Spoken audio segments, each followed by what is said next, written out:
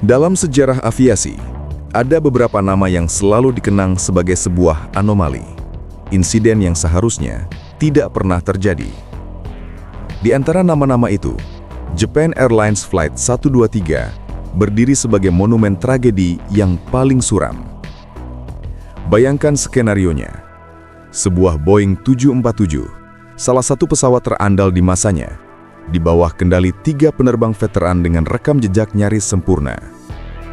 Penerbangannya adalah rute domestik singkat dari Tokyo ke Osaka pada 12 Agustus 1985, sebuah perjalanan yang telah mereka lakukan berkali-kali.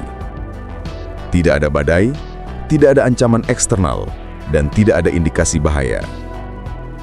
Namun dalam hitungan menit, penerbangan rutin ini berubah menjadi perjuangan 32 menit untuk bertahan hidup setelah sebuah kegagalan struktural katastrofik melumpuhkan kendali pesawat. Insiden ini, yang merenggut 520 nyawa, bukanlah tentang kesalahan pilot. Justru sebaliknya, ia menyoroti perjuangan luar biasa mereka di hadapan situasi yang mustahil. Pertanyaan sebenarnya jauh lebih dalam. Bagaimana sebuah mesin yang begitu perkasa bisa hancur di udara? Bersama lensa arsip, kita akan menelusuri jejak investigasi yang mengungkap sebuah kelalaian fatal bertahun-tahun sebelumnya yang pada akhirnya memicu tragedi terbesar dalam sejarah penerbangan. Untuk memahami bagaimana sebuah penerbangan rutin selama 54 menit bisa berubah menjadi bencana paling mematikan dalam sejarah, kita tidak bisa memulai dari kokpit pada malam itu. Kita harus mundur 7 tahun sebelumnya ke sebuah kesalahan fatal yang terkubur di dalam struktur pesawat itu sendiri. Pesawat yang menjadi pusat dari tragedi ini bukanlah sembarang Boeing 747. Ia adalah JA8119, sebuah varian short range yang dirancang khusus untuk melayani rute domestik padat yang menuntut frekuensi penerbangan tinggi. Akibatnya, JA8119 menjalani siklus yang jauh lebih keras daripada armada 747 internasional.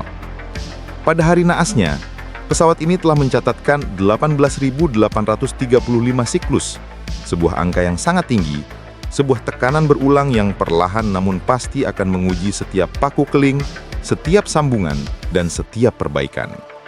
Angka inilah yang menjadi faktor kritis dalam percepatan kelelahan material. Rantai kegagalan ini sesungguhnya mulai ditempa pada 2 Juni 1978. Saat mendarat di Osaka, JA8119 mengalami insiden tail strike, ekornya menghantam landasan pacu dengan keras.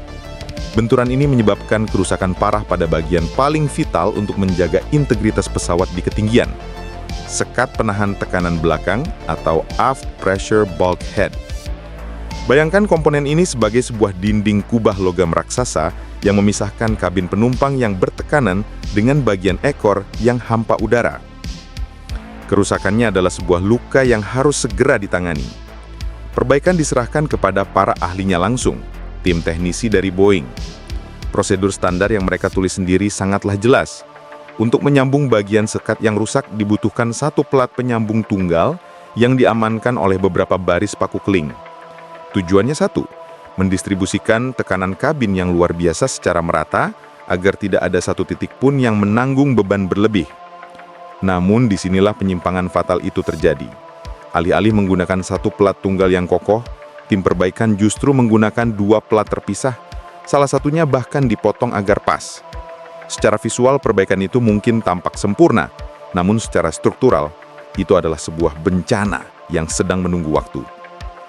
Kesalahan ini secara drastis mengubah fisika dari tekanan. Seluruh beban yang seharusnya ditopang oleh beberapa baris paku keling, kini terkonsentrasi hanya pada satu baris tunggal. Perbaikan itu secara inheren 70% lebih lemah dari yang seharusnya. Sebuah cacat tersembunyi telah ditanam di jantung struktur pesawat itu. Selama 7 tahun berikutnya, cacat ini akan bertahan melewati 12.319 siklus penerbangan. Setiap penerbangan adalah satu detak dari bom waktu tak kasat mata yang ditanam oleh para teknisinya sendiri. Pada 12 Agustus 1985, detak itu akan berhenti. Penerbangan JL123 dari Tokyo menuju Osaka malam itu terisi penuh. 524 jiwa, terdiri dari 509 penumpang dan 15 awak kabin, memadati pesawat. Banyak dari mereka hendak pulang untuk merayakan Festival Obon, sebuah tradisi sakral untuk berkumpul bersama keluarga dan menghormati para leluhur. Suasana di dalam kabin terasa hangat, dipenuhi antisipasi dan semangat liburan.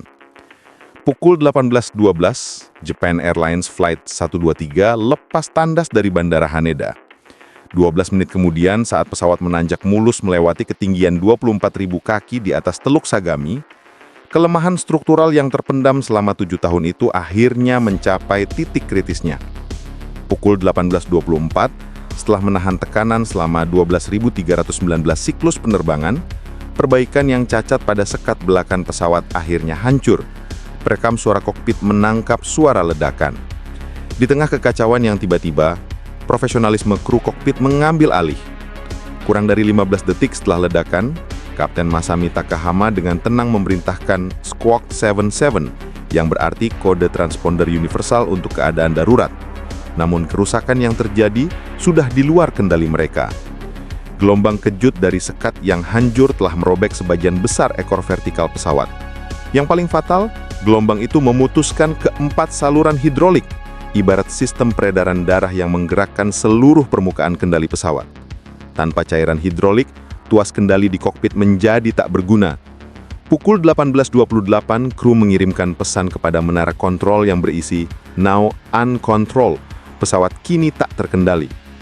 Selama 32 menit berikutnya, dunia menjadi saksi salah satu perjuangan paling heroik dalam sejarah penerbangan. Terputus dari semua sistem kendali, pilot mencoba hal yang mustahil, mengemudikan Boeing 747 hanya dengan mengatur kekuatan dorong dari keempat mesinnya. Mereka berjuang melawan hukum aerodinamika saat pesawat mulai berosilasi dengan liar, naik turun drastis seperti roller coaster. Pukul 18.56, setelah pertempuran luar biasa melawan gravitasi, perjuangan mereka berakhir. Sayap kanan pesawat menghantam punggung gunung, membuatnya terbalik dan menabrak gunung kedua dengan kecepatan lebih dari 600 km per jam. Namun, ketika pekik logam dan api di lereng gunung telah sunyi, sebuah tragedi kedua yang ditentukan oleh kegagalan manusia di darat baru saja akan dimulai. Sebuah pesawat C-130 Angkatan Udara AS menjadi yang pertama menemukan lokasi kecelakaan hanya 20 menit setelah benturan. Mereka mengirimkan koordinat yang presisi dan secara eksplisit menawarkan bantuan penyelamatan. Tawaran itu ditolak. Otoritas Jepang bersikeras bahwa pasukan mereka sendiri yang akan menanganinya. Kemudian sebuah helikopter Jepang yang terbang di atas lokasi pada malam hari melaporkan tidak ada tanda-tanda kehidupan. Berdasarkan penilaian yang tragisnya keliru ini, diputuskan bahwa operasi penyelamatan darat terlalu berbahaya dan harus ditunda hingga pagi. Tim penyelamat justru menghabiskan malam dengan mendirikan kamp persiapan yang berjarak 63 km dari para korban. Akibatnya, tim penyelamat pertama baru tiba di lokasi 14 jam setelah kecelakaan. Mereka menemukan 4 korban selamat yang luar biasa. Namun, kesaksian dari salah satu penyintas, Yumi Ochiyami, melukiskan gambaran yang menyedihkan. Ia mengaku mendengar rintihan dan teriakan dari penumpang lain sepanjang malam. Suara-suara itu perlahan lenyap di telan dinginnya pegunungan. Seorang dokter yang terlibat dalam operasi penyelamatan kemudian memberikan pernyataan yang memberatkan.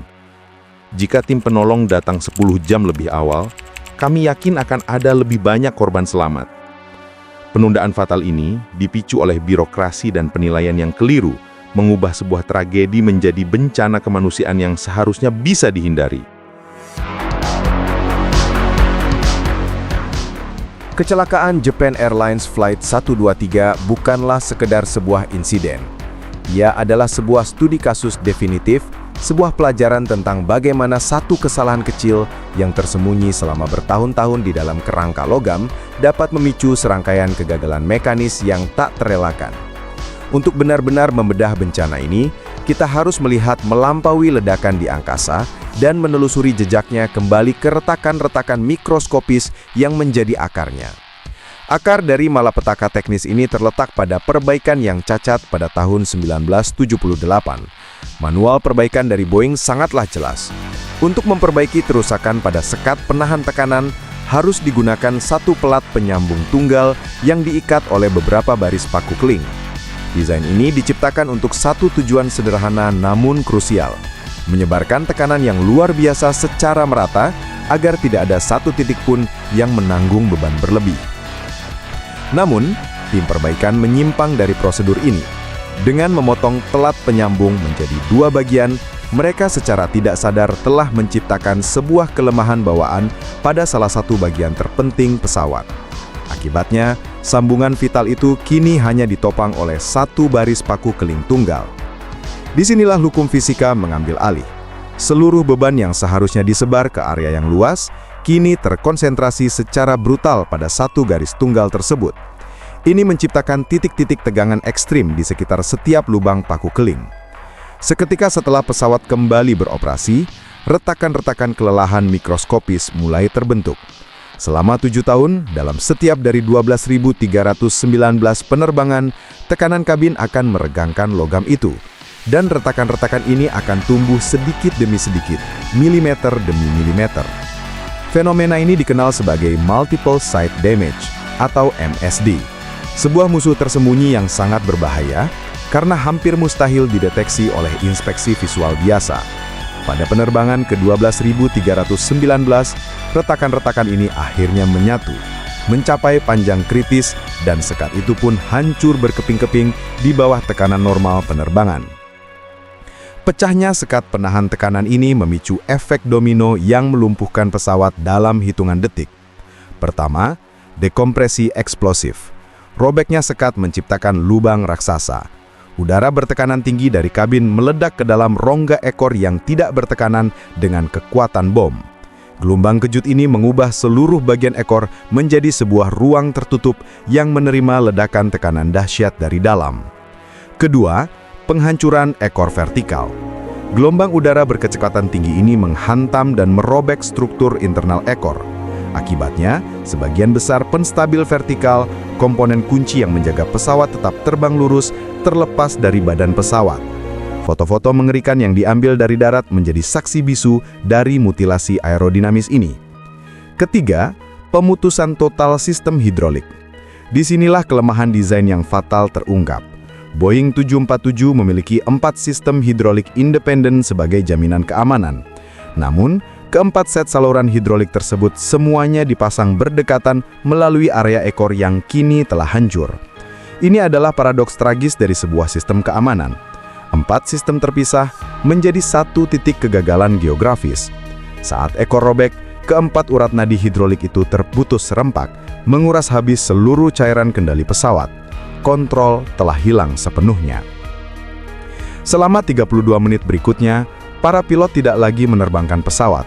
Mereka bergulat dengan hukum fisika dalam sebuah eksperimen yang mustahil. Tanpa kendali hidrolik dan penstabil vertikal, pesawat menjadi mangsa dari kombinasi dua gerakan liar yang ganas. Secara vertikal, pesawat masuk ke dalam siklus fugoid, sebuah osilasi naik turun yang parah laksana roller coaster raksasa. Pesawat akan menanjak hingga kehilangan kecepatan, lalu menukik tajam untuk mendapatkannya kembali dalam sebuah siklus tanpa henti. Sementara itu, secara horizontal, kehilangan ekor vertikal memicu Dutch roll yang hebat. Pesawat terhuyung-huyung tak terkendali, bergoyang hebat dari kiri ke kanan dengan sudut kemiringan ekstrim yang mencapai 50 derajat. Satu-satunya alat yang tersisa bagi kru adalah tuas daya mesin. Dengan menambah tenaga di satu sisi dan menguranginya di sisi lain, mereka mencoba membelokkan pesawat secara perlahan. Namun metode ini terlalu kasar untuk melawan gerakan liar pesawat dan mustahil digunakan untuk pendaratan yang aman. Meskipun berakhir dengan tragedi, perjuangan 32 menit itu memberikan pelajaran yang sangat mahal bagi dunia penerbangan. Data dari insiden ini adalah yang pertama di dunia yang merekam bagaimana sebuah jet raksasa berperilaku tanpa kendali hidrolik sama sekali. Pengetahuan inilah yang meskipun ditebus dengan nyawa, secara tragis menjadi kunci untuk menyelamatkan banyak orang 4 tahun kemudian dalam insiden United Airlines Flight 232. Di dalam kokpit, 3 penerbang berpengalaman menjadi benteng pertahanan terakhir melawan kekacauan. Kapten Masamita Kahama memimpin komunikasi. Kopilot Yutaka Sasaki berjuang secara fisik mengendalikan pesawat. Dan insinyur penerbangan Hiroshi Fukuda memantau sistem. Transkrip suara mereka bukanlah rekaman kepanikan, melainkan bukti kerja tim yang metodis. Segera setelah ledakan, mereka langsung mengikuti prosedur darurat. Ketika Insinyur Fukuda melaporkan bahwa seluruh tekanan hidrolik telah hilang, mereka tidak membuang waktu untuk bertanya mengapa, tetapi fokus pada bagaimana. Suara Kapten Takahama terdengar tenang, memberikan perintah kepada kopilotnya bahkan di saat paling genting.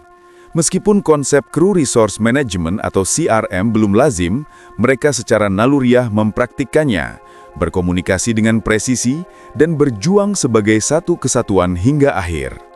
Sementara itu, para penumpang di kabin memulai perjuangan mereka sendiri, bukan untuk bertahan hidup, melainkan untuk meninggalkan jejak terakhir. Dalam 32 menit yang tersisa, banyak yang menulis pesan perpisahan atau isho. Catatan yang ditemukan di antara puing-puing ini berisi pesan cinta dan nasihat terakhir, seperti dari Hirotsugu Kawaguchi yang menulis untuk keluarganya. Aku bersyukur atas kehidupan yang benar-benar bahagia. Catatan-catatan ini bukanlah ungkapan pasrah, melainkan tindakan terakhir yang penuh cinta dan martabat. Di tengah kehancuran itu, 4 orang secara ajaib selamat. Semuanya wanita yang duduk di barisan belakang, bagian pesawat yang pecah dan menyerap sebagian energi benturan. Kesaksian salah satunya, Yumi Ochiai, seorang pramugari yang sedang tidak bertugas, sangatlah memilukan. Ia mengaku mendengar suara penyintas lain di kegelapan malam, yang perlahan-lahan lenyap ditelan keheningan. Tim penyelamat yang tiba keesokan paginya dihadapkan pada pemandangan yang mengerikan. Tugas mereka sangat berat, menavigasi medan yang curam sambil melakukan evakuasi korban di antara puing-puing yang tersebar. Menemukan 4 orang yang masih hidup adalah sebuah keajaiban. Namun, keajaiban itu datang dengan kesadaran pahit, bahwa jika mereka tiba beberapa jam lebih awal, mungkin akan ada lebih banyak nyawa yang bisa diselamatkan. Ketika api telah padam dan keheningan kembali menyelimuti punggungan Osutaka, tugas yang monumental baru saja dimulai. Investigasi terhadap Japan Airlines Flight 123 bukan hanya tentang mencari tahu apa yang terjadi, tetapi juga mengapa. Sebuah proses yang akan mengungkap jaringan pertanggungjawaban rumit yang membentang melintasi 2 benua. Ini adalah kisah tentang bagaimana sebuah bencana besar jarang sekali disebabkan oleh satu kegagalan tunggal, melainkan oleh serangkaian kelemahan dalam sistem pertahanan keselamatan yang pada satu hari yang nahas, semuanya bertemu pada satu titik. Komisi Investigasi Kecelakaan Pesawat Udara Jepang atau AAIC memimpin penyelidikan ini. Mereka dibantu oleh para ahli dari Dewan Keselamatan Transportasi Nasional Amerika atau NTSB. Misi mereka adalah menyusun kembali kebenaran dari kepingan-kepingan tragedi yang tersebar. Prosesnya dimulai di lereng gunung. Para penyelidik melakukan pekerjaan luar biasa untuk mengumpulkan, mengkatalogkan, dan merekonstruksi bagian-bagian penting pesawat. Fokus utama mereka tertuju pada potongan-potongan sekat penahan tekanan belakang. Disinilah, di bawah mikroskop, logam mulai menceritakan kisahnya. Pemeriksaan pada permukaan patahan mengungkapkan bukti yang tak terbantahkan. Beberapa titik retakan kelelahan, semuanya berasal dari satu sumber yang sama. Satu baris paku keling tunggal di dalam area perbaikan tahun 1978. Itu adalah bukti fisik dari sebuah kesalahan fatal di masa lalu. Sementara itu, di laboratorium, perekam data penerbangan atau FDR dan perekam suara kokpit atau CVR disinkronkan. Keduanya adalah dua sisi dari cerita yang sama. FDR menyediakan data penerbangan yang objektif, angka-angka ketinggian, kecepatan, dan input kontrol yang sia-sia yang memetakan detik-detik terakhir pesawat secara matematis. Di sisi lain, CVR memberikan konteks humanis yang dramatis, merekam diagnosis kru tentang hilangnya sistem hidrolik dan perjuangan luar biasa mereka. Bersama-sama, kedua perekam ini memungkinkan para penyelidik untuk merekonstruksi 32 menit terakhir itu dengan presisi dari detik ke detik. Pada Juni 1987, laporan investigasi akhir diterbitkan. Kesimpulannya tegas dan tidak menyisakan ruang untuk keraguan. Laporan tersebut secara definitif menyatakan bahwa perbaikan yang cacat 7 tahun sebelumnya adalah pemicu utama dari seluruh rangkaian kegagalan. Sebuah garis lurus telah ditarik dari bengkel perbaikan Boeing hingga ke lereng gunung di Gunma. Namun pertanyaan tentang pertanggungjawaban jauh lebih kompleks. Bencana ini bukanlah kesalahan satu pihak, melainkan sebuah kegagalan sistemik. Pertama, Boeing.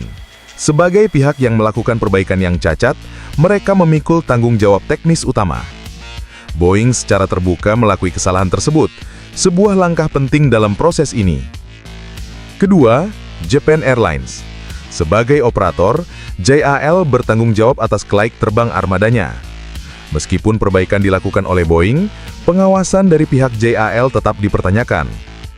Respons perusahaan menunjukkan budaya pertanggungjawaban yang sangat mendalam di Jepang. Presiden JAL, Yasumoto Takagi, segera mengundurkan diri.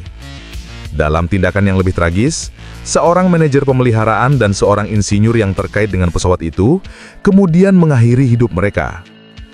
Tindakan ini menunjukkan bagaimana kegagalan perusahaan dapat dirasakan sebagai kegagalan pribadi yang mendalam. Sebuah konsep kehormatan yang kontras dengan budaya korporat di Barat. Dan terakhir, para regulator. FAA di Amerika dan JACB di Jepang. Keduanya telah gagal dalam tugas pengawasan. Mereka gagal mendeteksi perbaikan yang tidak sesuai standar saat dilakukan, dan juga gagal menemukannya dalam 7 tahun inspeksi berikutnya. Kecelakaan ini mengungkap apa yang disebut sebagai tirani asumsi dalam dunia rekayasa, yaitu sebuah keyakinan bahwa sistem yang dirancang dengan baik di atas kertas akan selalu berfungsi seperti yang diharapkan di dunia nyata. Asumsi bahwa sekat itu fail-safe, atau bahwa keempat sistem hidrolik itu benar-benar independen, ternyata salah secara fatal ketika diuji oleh skenario yang tidak pernah dibayangkan.